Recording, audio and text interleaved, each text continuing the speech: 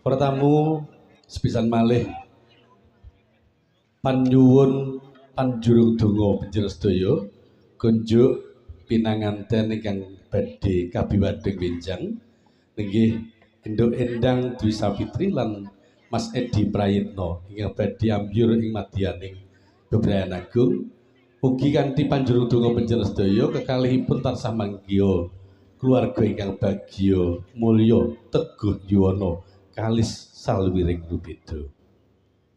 Dados keluarga ingkang tansah jumbuh kalian gegadanganipun tiyang sepuh, dados keluarga ingkang sakinah, mawaddah, warahmah lan barokah. Amin ya rabbal alamin.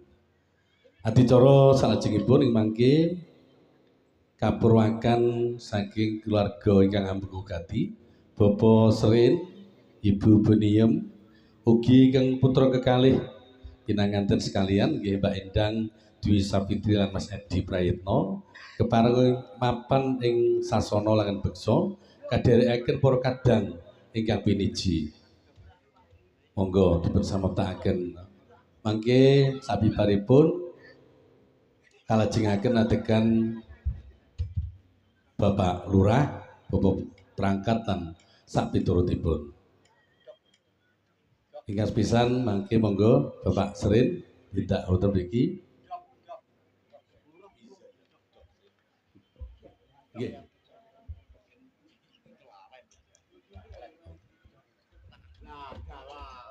Nggih, boten napa-napa daya. Iki mangke apa nggih?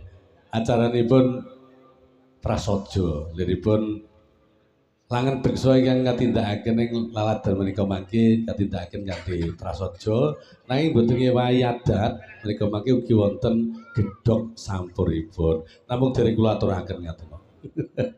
Nggih, Mas Cuen, aku jare kok gedhog ora diaturi ngoten. Monggo. Kapurwaken gedhog sampur Mas Cuen kepareng jumeneng.